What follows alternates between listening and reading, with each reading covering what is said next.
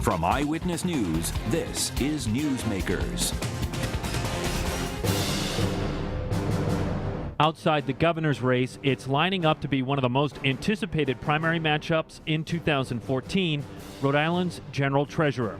The candidates, Frank Caprio, a former treasurer dusting off from a bruising 2010 gubernatorial run, Seth Magaziner, who has some guy named Bill Clinton headlining fundraisers for him, and a man who has made number crunching his life, the former Auditor General and our guest on the first half of Newsmakers, Ernie Almonte. Then, once popular in the polls, a new survey shows casino gambling has fallen out of favor in Massachusetts. Casinos in the Commonwealth certainly aren't popular with Rhode Island officials. Especially worrisome, a slot parlor was okayed to be built just 20 miles from Twin River. This week on the second half of Newsmakers, the social and economic impact on the ocean state of Bay State gambling, with Providence College professor Patrick Kelly and UMass Dartmouth professor Clyde Barrow.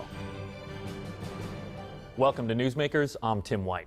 Joining me on the program, WPRI.com reporter Ted Nesi. Ernie Almonte, candidate for general treasurer. Welcome back to the show. It's good to have you. Thank you very much. It's great to see you both. So you want to be general treasurer. Why?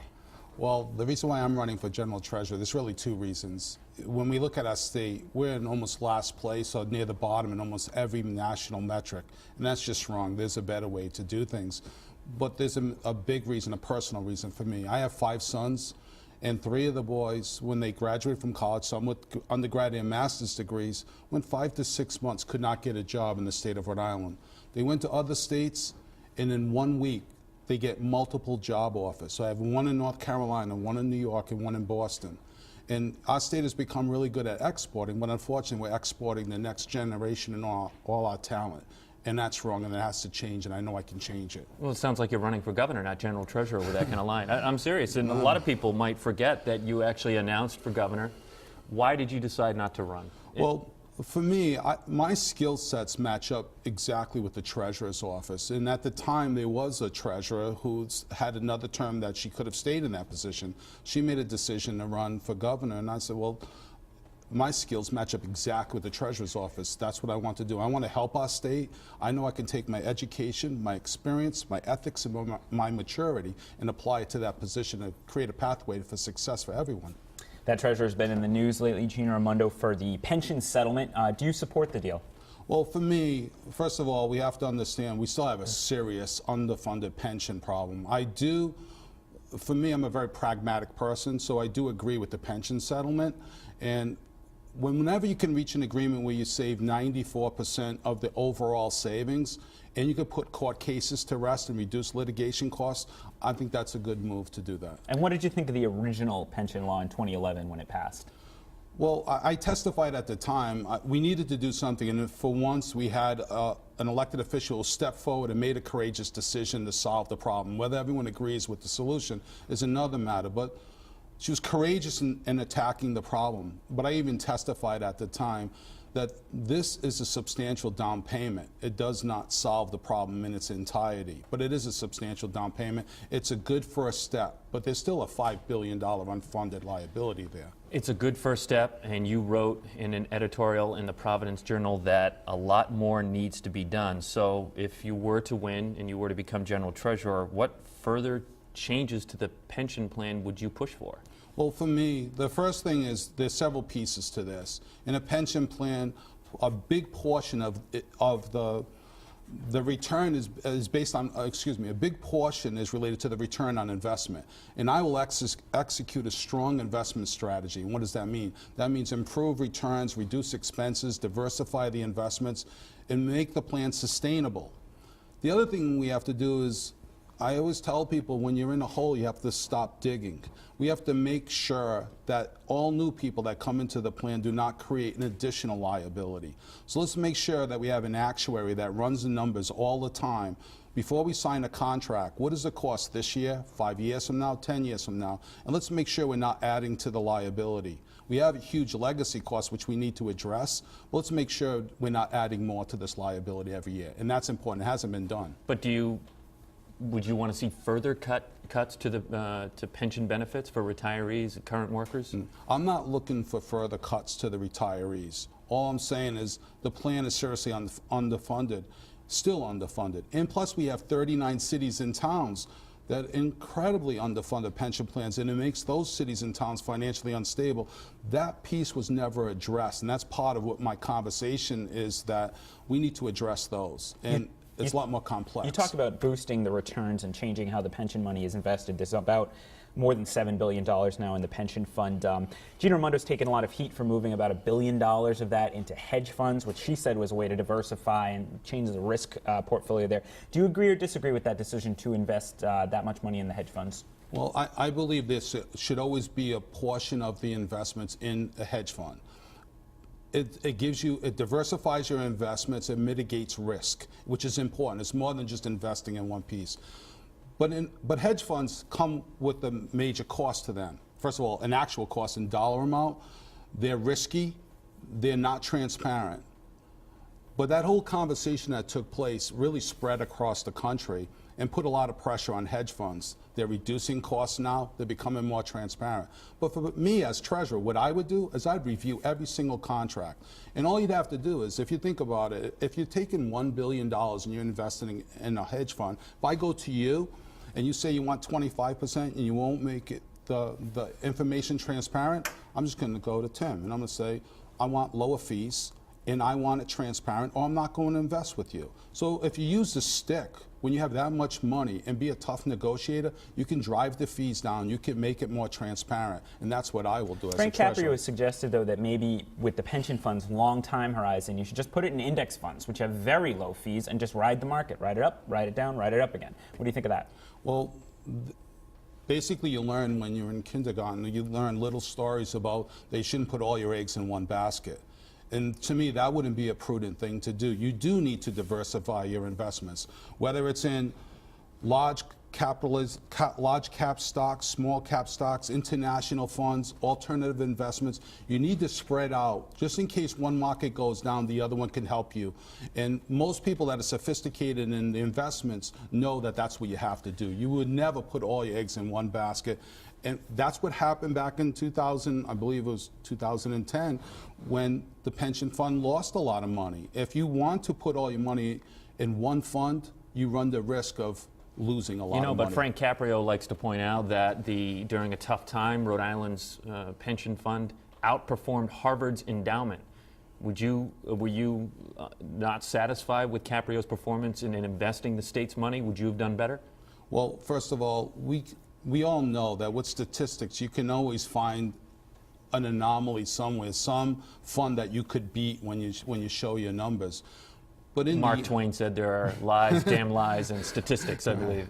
Right. So I mean, you can always find something that meets your argument. But the big thing for me is that you need to have diversified investments, and you have to have a long-term horizon. And that is a correct statement. You do have to have a long-term horizon in this. But I do believe you could do much better. And they subjected the state to a lot of risk by putting all their funds basically in a small group. You'd be the chair of the state retirement board if you were elected treasurer. One of your jobs would be to decide what the forecast is for the investments over the long term. Right now it's at 7.5%. Some say that's already too low. Others say it's still too high. Where do you come down on the 7.5%? Well, I tell everyone that I think it's too high, first of all. But one of the things I've been saying throughout my career is even Warren Buffett says the number should be somewhere around 6%. And there's an argument to be made. It could be a little bit higher, a little bit lower. But I do believe the number is too high where it stands right now.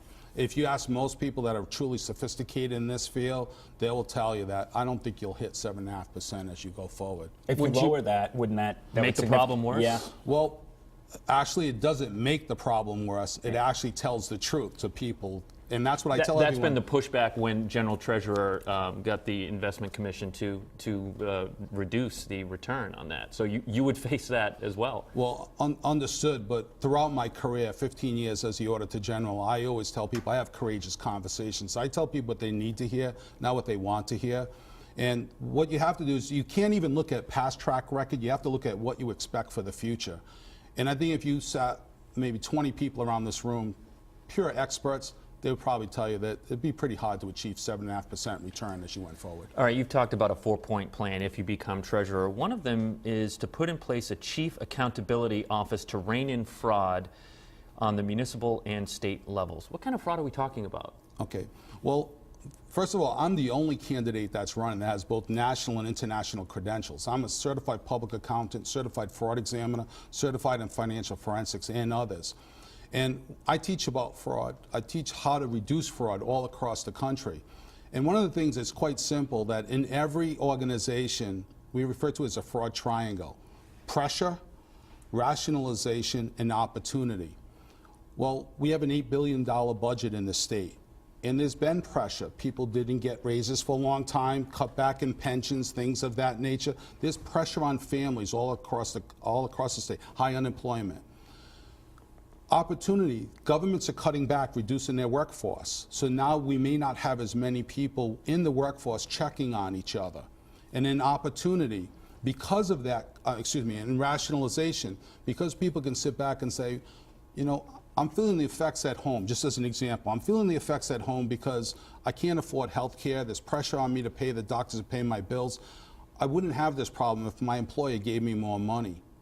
And so they feel that they can rationalize, someone making a bad move, can rationalize that I should be able to take money from the state in order to cover my bills. Well, how would your fraud officer... Okay, and I apologize. So I should have gone to that first. So to me, what I've done is we've taught best practices all across the country how to reduce the risk of fraud.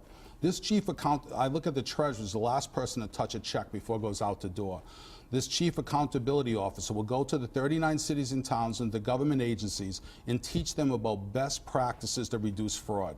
That's important because, number one, it restores trust in government for both the citizens, vendors, and new businesses that want to come here, and it frees up money to either lower taxes, improve services, or a combination of the two. You know, a lot of candidates like to come on the show and say, I'm going to cut out waste and fraud, and it often sounds just like a campaign slogan. Do you have some assessment of how rampant fraud is in Rhode Island and the state and municipal level? And are we talking criminal fraud here, or is it more as what it kind of sounds like here? It's more of a CPA type of fraud or waste. Yeah.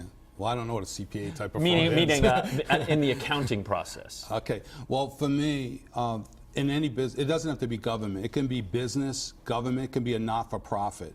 Whenever you put money in the equation, you run the risk of fraud. And that's why you have controls put in place to reduce the risk of fraud.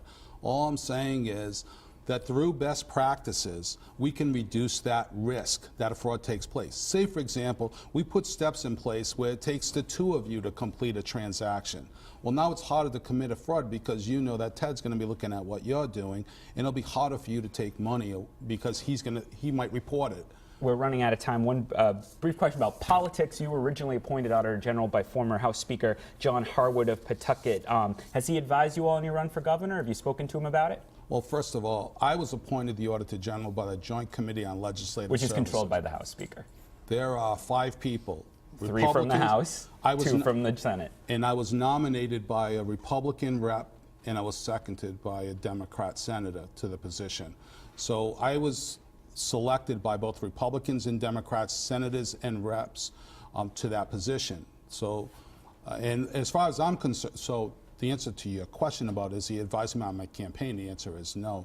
But the point is that I was appointed by the Joint Committee on Legislative Services, not just one person. And by the way, I went on to become the national president of all the Auditor Generals. Twice I was named one of the top 100 CPAs in the country. And I think the state maybe made a great selection in picking me to be the Auditor General. One quick question before we go to break. Should Rhode Island pay back the investors in the 38 Studios bond? Yes, I believe they should pay back the bond. I have a better solution on how to solve it through a negotiated settlement. What?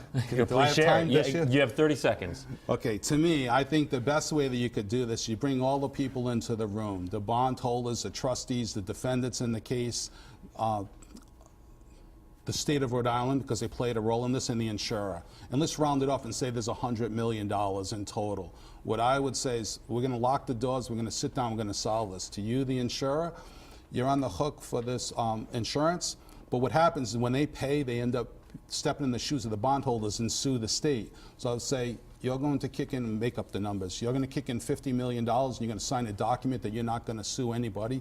The defendants, you're on the hook for $25 million. Let's settle for 15 right now. You sign a document that you're going to walk away and not sue anybody. The trustees will kick in some. And the state has some culpability because they didn't monitor this loan well. So let's say we get all done and we're left with, make up the number, $21 million left that the state's on the hook for. Say, okay, then we'll do $7 million a year for 3 years. Let's sign a deal. We're done. We'll move on to more pressing issues for the state, like unemployment and creating a culture of business growth and job growth. Ernie Almonte, candidate for General Treasurer, thank you so much for joining us on the program. We appreciate it. Thank you. All right, and when we come back, we're going to be talking about the impact of Massachusetts gambling in Rhode Island. Stay with us. You're watching Newsmakers. Ready?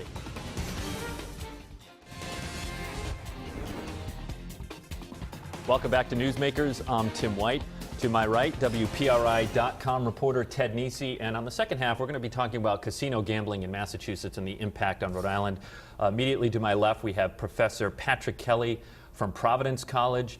And then we have Professor Clyde Barrow from UMass Dartmouth. Gentlemen, welcome to the program. It's good to have you. Thanks to be here. All right, so Professor Barrow, I'll start with you. There was a poll, and I referenced it in the top of the show. There was a poll out of Massachusetts that showed support for casino gambling in Massachusetts. So the poll was taken of Massachusetts voters, that support is slipping, and I believe it fell below 50%. What do you make of that?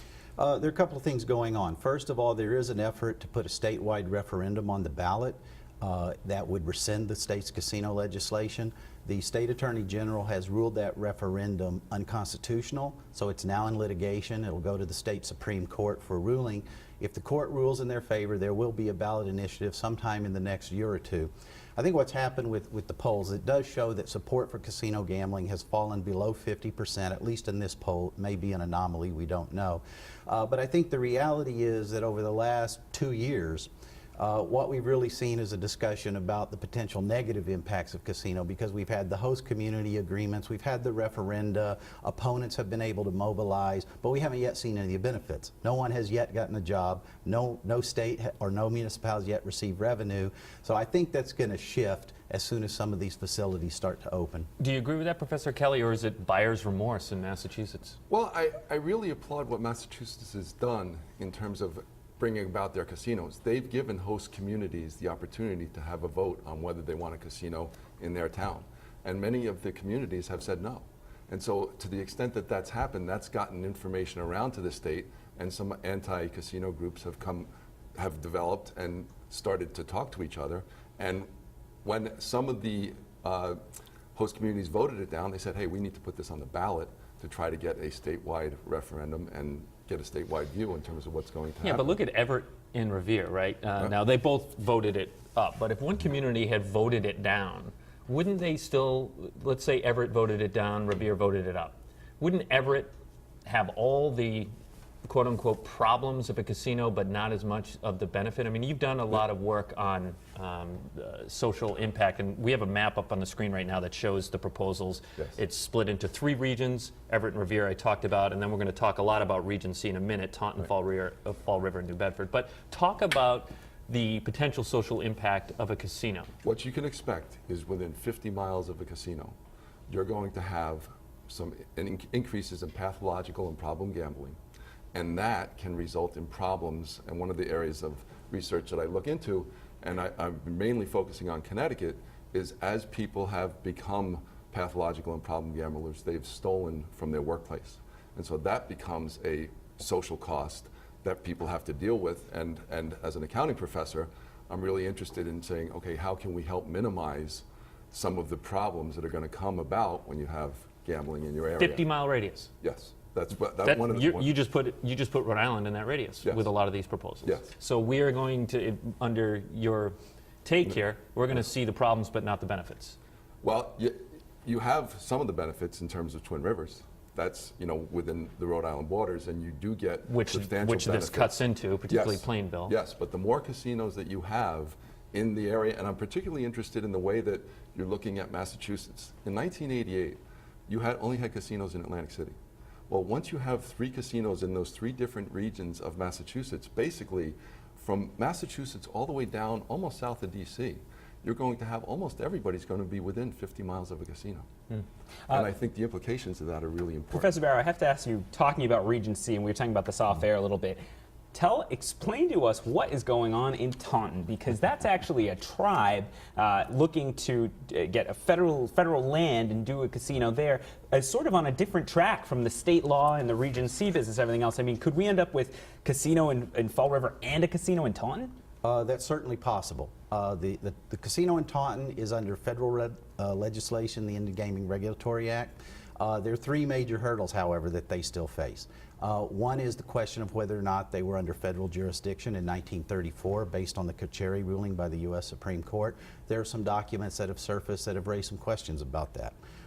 Assuming they get through that hurdle, they face the issue of do they have ancestral and contemporary ties to the land in Taunton. There are a lot of questions about that. And should they get through that hurdle, there have been some recent federal district court rulings giving municipalities the right to sue land into trust takings and to challenge those, and I can assure you that some of the surrounding communities will do that. So even if everything goes perfectly for the tribe, it will still be years before there's a final resolution to that issue. What does that mean for the rest of the region? Right. Then? Do you think, I mean, are investors going to want to spend a lot of money on Foxwoods Fall River Casino that's been in the news this week if it's still possible the tribe could get the chance in Taunton to do one? Well, Foxwoods has proposed a $750 million resort casino in Fall River, so certainly they're willing to do so. They've already passed the suitability test with the Mass Gaming Commission, which means they do have the financing to do this facility.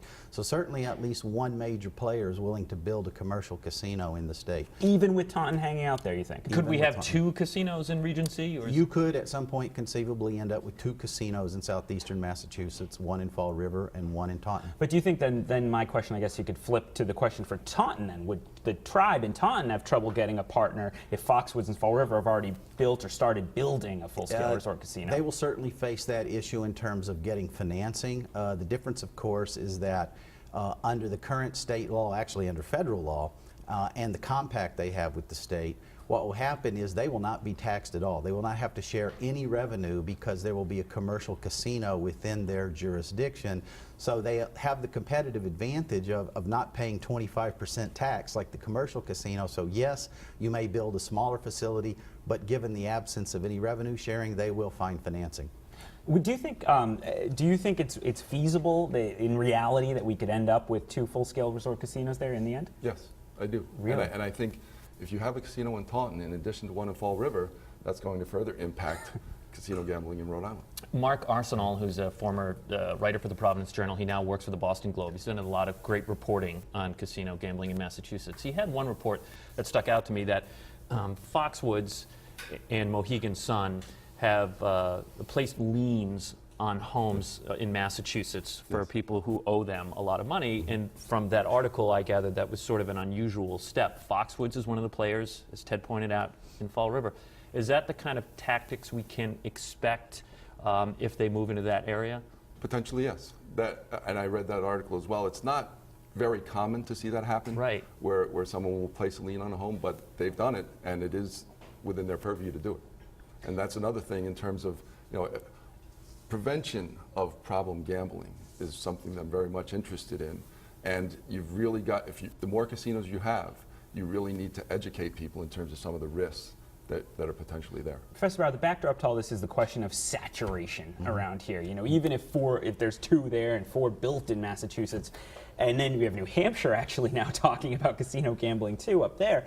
I mean, how much demand is there left? Are we just going to be taking the same size pie and just slicing it in smaller and smaller pieces? At some point we will reach that, and I think we're going to reach it once Massachusetts comes online and fully builds out. And of course New York has authorized 4 additional casinos as well. I think we reach saturation in the whole Northeast at that point, keeping in mind that it's a sticky question because saturation is partly an issue of what kinds of facilities do you want to build. If you want to build a lot of small little casinos, you can do it. Iowa, with only 3 million residents, has 18 casinos. Mississippi has 30. So it's a question not just of how much money people have to spend, but what kinds of facilities do you want to have. Just as a follow-up, how do you think Twin River is positioned for that point? We're right now just talking about, Tim did a great story on the impact of Plainville slots and that, but once all this is online, what's going to happen to Twin River, do you think? Well, obviously they get over 50% of their customers from Massachusetts. A lot of them come out of Region C, some come out of Region B. These are mostly convenience gamblers. They're going to flip their loyalty to whatever facility is closest. So at full build out, you could potentially see their net terminal income fall anywhere from 30 to 50% in a very short period of time. Any advice for Rhode Island lawmakers, gentlemen? You know, we get a lot of politicians that watch the show, so any advice for them? Professor Kelly? Well, I think In 20 seconds, I'm sorry. 20 seconds. What they've done is they've let Twin River become a full-fledged casino, Right. which is going to help them from a revenue standpoint be able to compete with other full-fledged casinos in Massachusetts. Do you think they should put a hotel there, Professor Barrett? That would be the next logical step. And pretty much the only thing left, right? Pretty much, unless they start adding retail facilities, more entertainment, sort of moving into a bigger entertainment complex and not just a casino. Which may be inexorable, right, with the pressure from Massachusetts? I think so. And both Foxwoods and Mohegan Sun are doing exactly that right now, setting up retail operations. Professor Kelly from Providence College, Professor Barrow from UMass Dartmouth. Gentlemen, thank you so much for joining us. If you missed any of the program, it's online, WPRI.com. For Ted Nesi, I'm Tim White. We'll see you next week on Newsmakers.